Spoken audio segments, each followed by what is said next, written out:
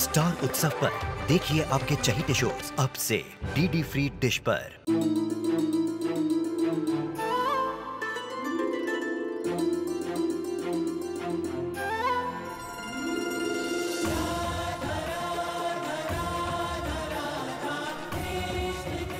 उत्तर प्रदेश की ब्रिजभूमि से आरंभ हुई वो प्रेम गाथा जिसने पूरे जग को समझाई प्रेम की परिभाषा।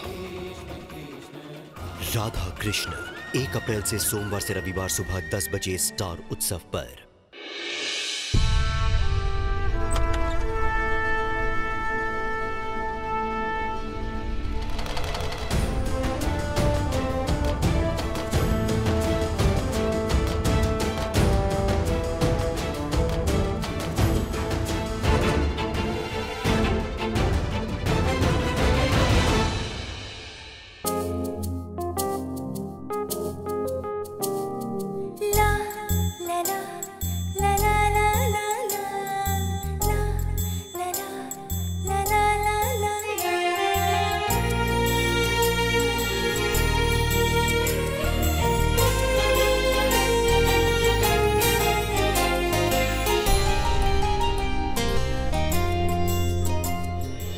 कुछ काम है?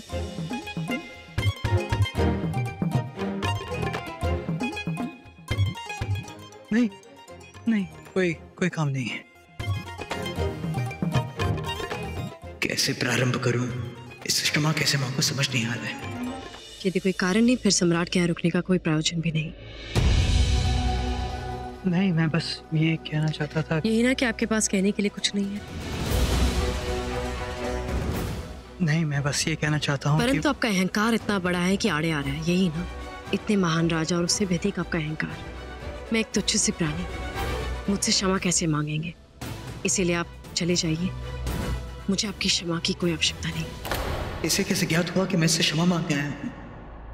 नहीं, मैं केवल ये कहने आया था कि परीक्षा में केवल 10 ही दिन बचे हैं और तुम्हें अपना पूरा ध्यान अब अभ्यास में लगाना चाहिए। ज्ञात है मुझे, देखिए मैं पढ़ रही हूँ। हाँ, परंतु तुम्हें अनुमान भी नहीं है कि परीक्षा कितनी कठिन होती है। सो मैंने बहुत अभ्यास किया था, तब जाके कहीं मैं परीक्षा में उत्तीर्ण हो पाया था। और वैसे भी इस परीक्षा में सहस्त्र व्यक्ति बैठते हैं और स्वयं आचार्य सबके उत्तरों की जांच करते हैं। जानकारी के लिए धन्यवाद। अब आप जाइए, मुझे अध्ययन करना है।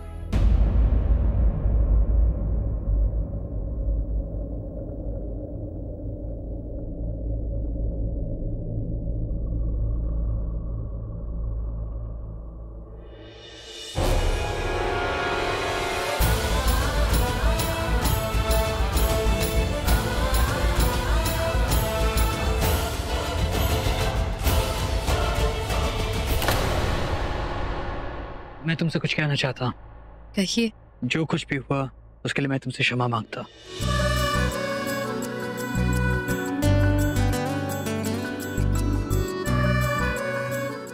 मगध के सम्राट मुझसे क्षमा मांगने आए हैं। क्यों नहीं? यदि मनुष्य को अपनी भूल स्वीकार ना हो तो वो सम्राट क्या, राजा बनने के भी योग्य नहीं है। और मैंने अपने आचार्य से सीखा है कि इंसान चाहे कितना ही बड़ा क्यों ना हो जाए, उसे उतना ही सरल रहना चाहिए। और यदि राजा अपनी भूल ना पहचान पाए तो वो बार बार उस भूल को दोहराता है और वही भूल उसके नाश का कारण बन जाती है। इंसान चाहे कितना ही महान क्यों ना बन जाए, क्षमा मांगते समय उसे सामने वाले व्यक्ति का पतन नहीं देखना चाहिए। यदि एक राजा अपनी भूल नहीं सुधार सकता है तो फिर अपनी राज्य व्यवस्था क्या सुधारेगा? मैं जानता हूं कि मुझसे बहुत बड़ी भूल हुई है कि मैंने तुम पर इतना बड़ा आरोप लगाया। इस कारण ही मैं तुमसे क्षमा मांग रहा हूँ, क्योंकि मुझे कोई अधिकार नहीं है तुम पर इतना बड़ा आरोप लगाने का। बात आरोप की नहीं है। मैं भी आपसे उतनी ही घृणा करती हूँ जितना आप मुझसे घृणा करते हैं। यदि मैं आपके स्थान पे होती तो कदाचित यही करती।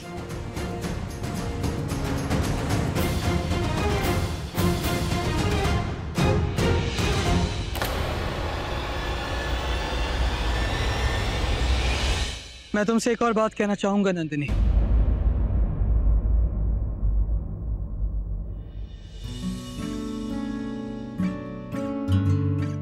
कहना चाहूंगा कि यदि हम इस संसार में ना होते, यदि हमारी परिस्थिति कुछ और होती, यदि हमारी कहानी, हमारी कथा, हमारा इतिहास कुछ और होता, यदि मैं चंद्र ना होता, यदि तुम नंदिनी ना होती, यदि तुम मेरी सबसे बड़ी शत्रु की पुत्री ना होती,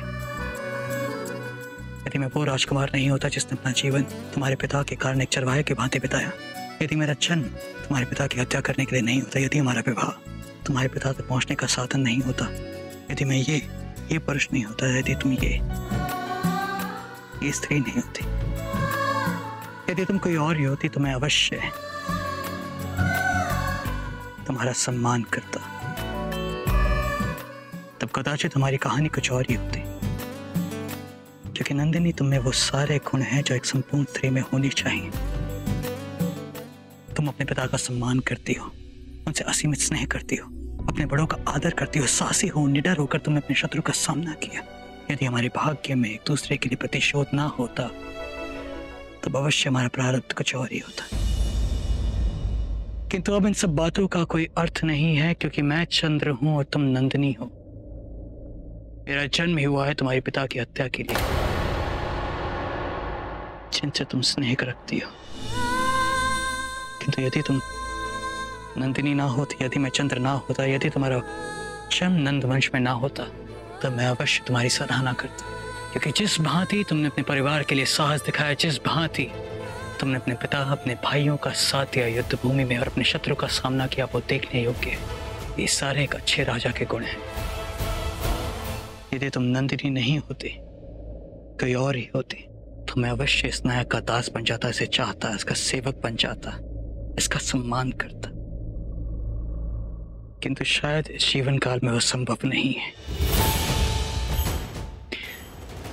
अब होनी का लेख देखो नंदिनी, तुम जिससे प्रेम करती थी, उसका विवाह मेरी बहन से हुआ, और मेरा विवाह से हुआ जो मेरे सबसे बड़े शत्रु की पुत्री है, जिसकी मैं हत्या करना चाहता हूं। और मैंने उन सब की हत्या की जो तुम्हारे भाई हैं।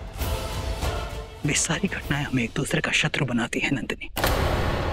और सत्य यही है कि मैं चंद्र हूं, सत्य यही है कि तुम नंदिनी हो, सत्य यही है कि हमारे भाग्य में एक दूसरे को कष्ट पहुंचाना लिखा है। सत्य यही है कि हम एक दूसरे के शत्रु हैं, थे और रहेंगे। सत्य यही है कि हमारे भाग्य को कोई नहीं बदल सकता है।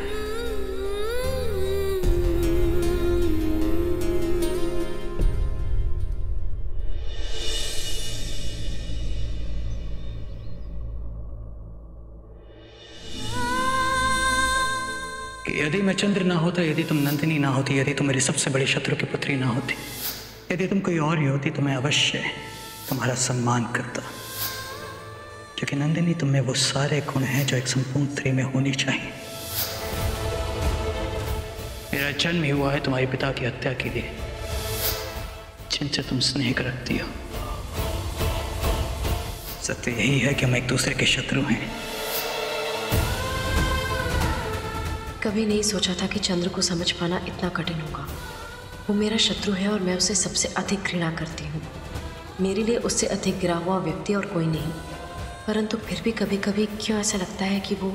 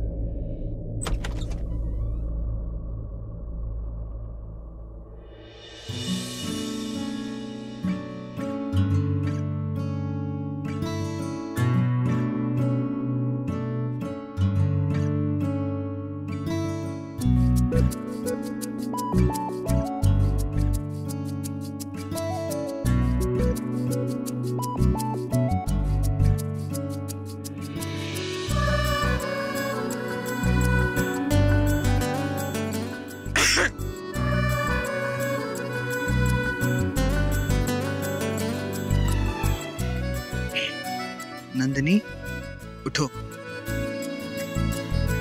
नंदिनी,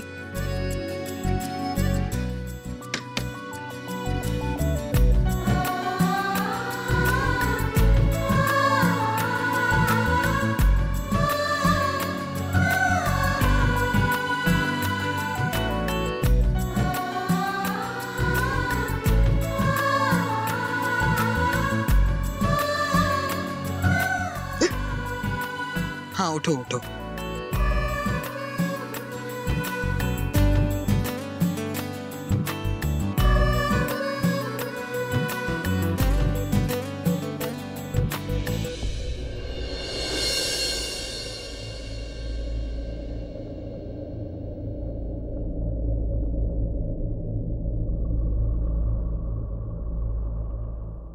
उठो।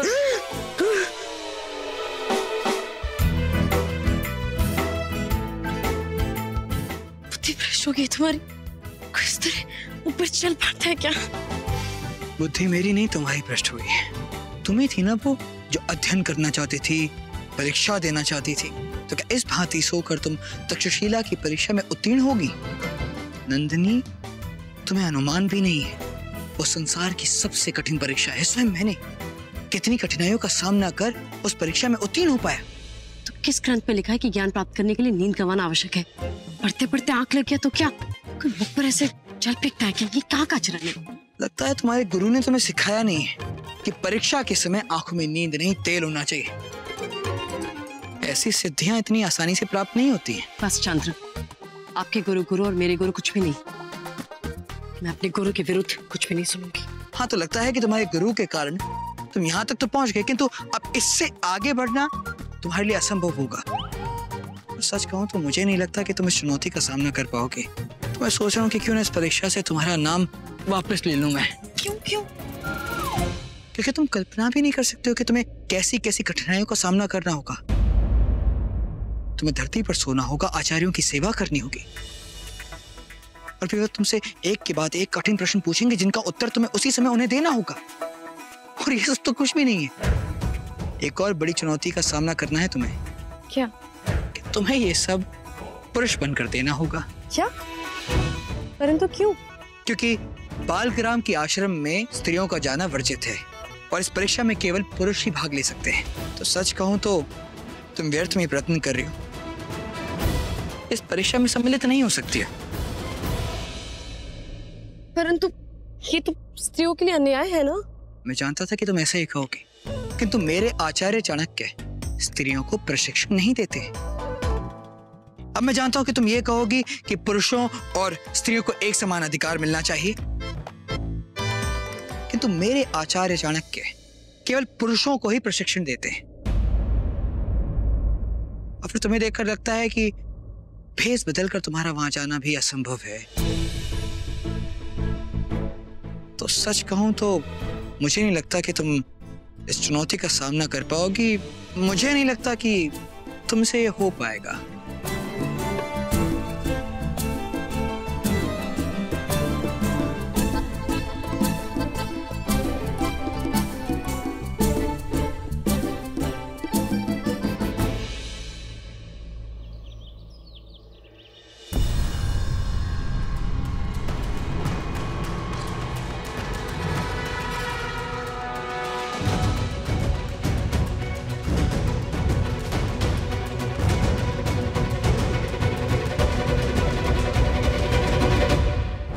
रुको!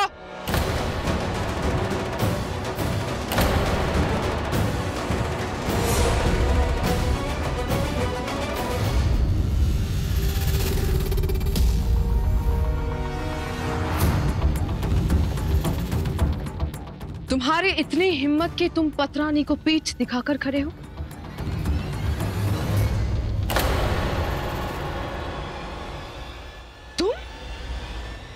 तुम और यहाँ? अब तक मेरा नाश्ता मेरे कक्ष में पहुंच जाना चाहिए था, जो कि नहीं पहुंचा है। इसका अर्थ है कि ये मुझे रसोइया के वेश में नहीं पहचान पाई। मेरी योजना सफल हुई। अब यहाँ खड़े खड़े क्या कर रहे हो? तुमने मेरी आज्ञा का उल्लंघन किया है, इसलिए तुम्हें दंड देना ही पड़ेगा। हे प्रभु, ये तो नंदिनी है। हेलेना बहन!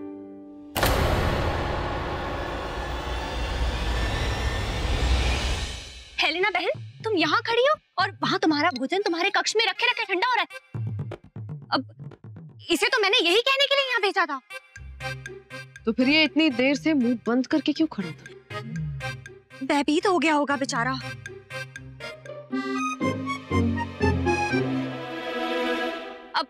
अब हेलेना बहन, अब तुम्हारा स्वादिष्ट भोजन तुम्हारा इंतजार कर रहा है। वैसे भी मुझे पता है कि तुम्हें गर्मा गर्म भोजन करना पसंद है, तो जाओ ना। इस बावर्ची की खबर तो मैं लूंगी। तुम चलो मेरे साथ। तुम्हारी हिम्मत कैसे हुई? आओ। तुमने महारानी का भोजन तुमने बताया क्यों नहीं महारानी को? हाँ, तुम्हें बताना चाहिए था ना।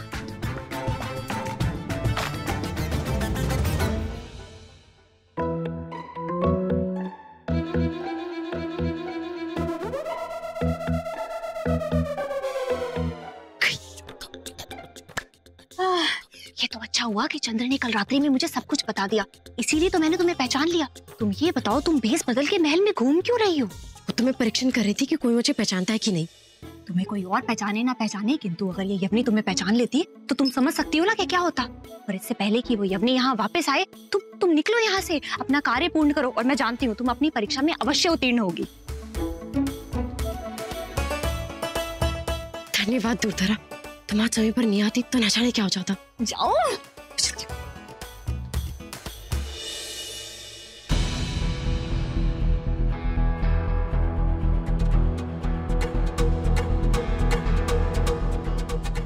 इतने सारे पुरुष के मध्य में इस वेश में तो संकट हो सकती है।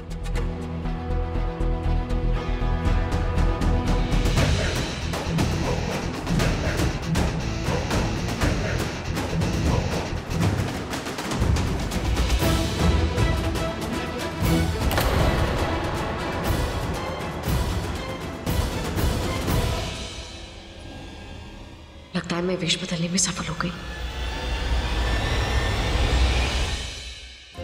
महाराज महाराज, आपको ऐसे पीछे से वार करना शोभा नहीं देता महाराज। मैं केवल एक रसोइया हूँ महाराज, क्षमा करें महाराज, क्षमा करें महाराज।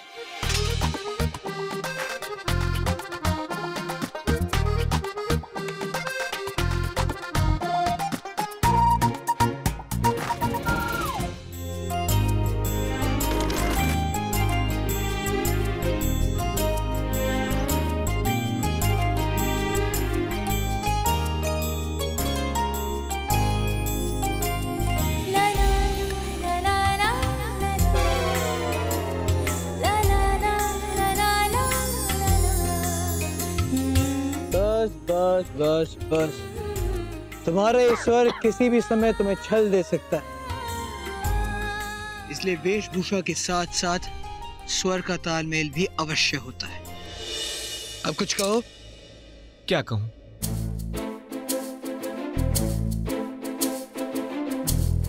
ये मेरे स्वर को क्या हुआ? अब हुआ ना दोनों का तालमेल। क्यों भोले राम? भोले राम? अब देखो, किसी रसोइये के नाम ऐसा ही होगा ना, गंगू राम, भोले राम, तो तुम भोले राम हुए ना। जयंत सिंह। तो जयंत सिंह, यदि इस भांति बात करोगे तो अवश्य पकड़े जाओगे। देखो, बात समझने की कोशिश करो। तुम्हें समझना होगा कि एक पुरुष का बर्ताव कैसा होता है, उसके हाव भाव कैसे होते हैं, उसकी चाल, उसका चलन, उसका डील डॉल कैसा होता है। तो मुझे बताओ कि एक पुरुष और एक स्त्री में क्या अंतर है? यही है सबसे बड़ा अंतर। एक पुरुष कभी स्त्री की बात ही हिचकिचाकर नहीं बात करता है, वो जो कहता है स्पष्ट कहता है। तो एक सम्राट की बात ही मुझसे बात करके दिखाओ। महाराज, मैं आपकी सेवा कैसे कर सकती हूँ? मेरा अर्थ है कि मैं आपकी सेवा कैसे कर सकता हूँ? यदि इस बात ही बात करोगी तो अवश्य पकड़ी जाओगी और फिर तुम्हें आश्रम से बाहर निकाल दिया जाएगा। देखो कि एक पुरुष किस भांति बात करेगा।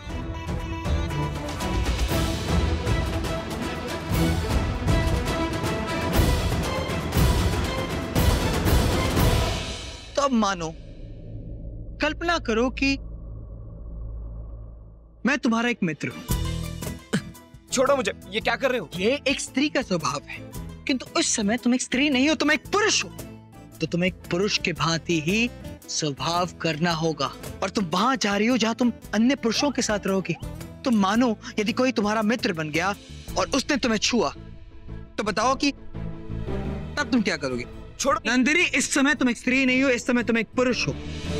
यदि तुमने पुरुष की भांति बर्ताव नहीं किया, यदि किसी को तुम पर संदेह हो गया, तो तुम संकट में आ जाओगे। इसलिए तुम्हें सावधानी बरतनी होगी। अब मैं तुम्हें बताता हूं कि एक पुरुष किस भांति चल रहे हैं। आओ।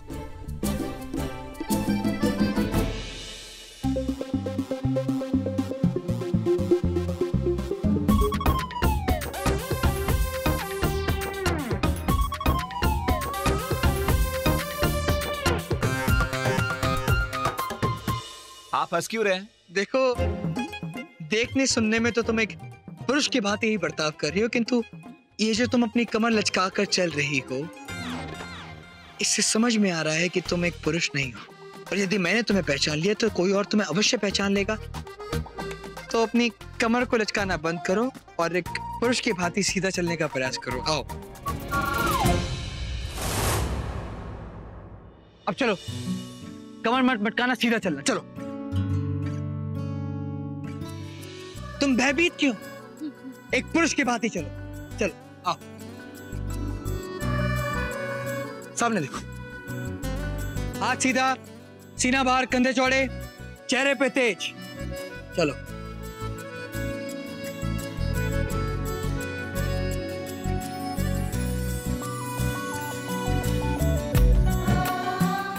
अब तुम चले एक पुरुष के भांति।